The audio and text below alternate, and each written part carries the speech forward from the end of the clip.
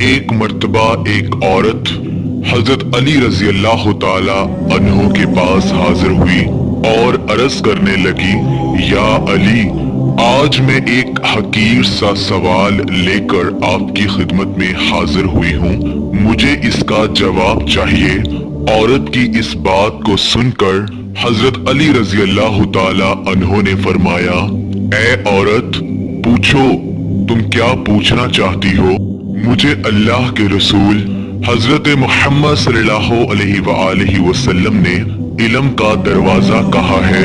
اس لیے کہ جب کوئی انسان اپنے کسی سوال کی وجہ سے مایوس ہو جائے اور وہ اپنے اس سوال کی وجہ سے پریشان ہو جائے،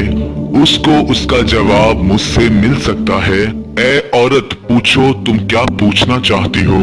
آپ رضی اللہ تعالی عنہ کی یہ بات سن کر وہ عورت عرض کرنے لگی، یا علی، ایک شخص میرے ساتھ بہت زیادہ محبت کرتا ہے، میرے ساتھ بہت زیادہ پیار کرتا ہے، لیکن وہ مجھے چھونے کی کوشش کرتا ہے اور وہ اپنی جنسی خواہشات کو پورا کرنے کے لیے مجھے ملنے کی کوشش کرتا ہے۔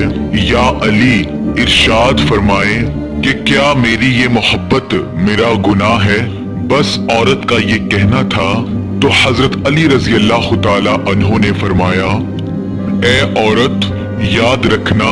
محبت کا تعلق جسمانی مزے سے نہیں، جسمانی خواہشات سے نہیں، بلکہ محبت کا تعلق روح کے سکون سے ہوتا ہے، اور یہ سکون انسان کو تب ملتا ہے جب وہ کسی کی محبت کے اندر اپنے خود کے وجود کو خم کر دے۔ اے عورت، یاد رکھنا،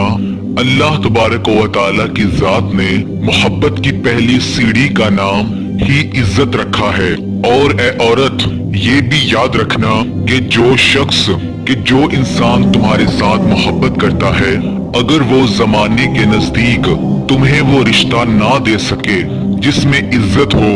تو وہ محبت نہیں۔ اور اے عورت، یہ یاد رکھنا، جو محبت جسمانی خواہشات پر مبنی ہو، جنسی خواہشات پر مبنی ہو، جس محبت میں دنیا کا حسرت و لالچ شامل ہو، وہ محبت نہیں ہوتی، بلکہ محبت کا تعلق تو روح سے ہے۔ جس محبت میں جسمانی خواہشات شامل ہو جائیں، وہاں محبت کے اوصاف ختم ہو جاتے ہیں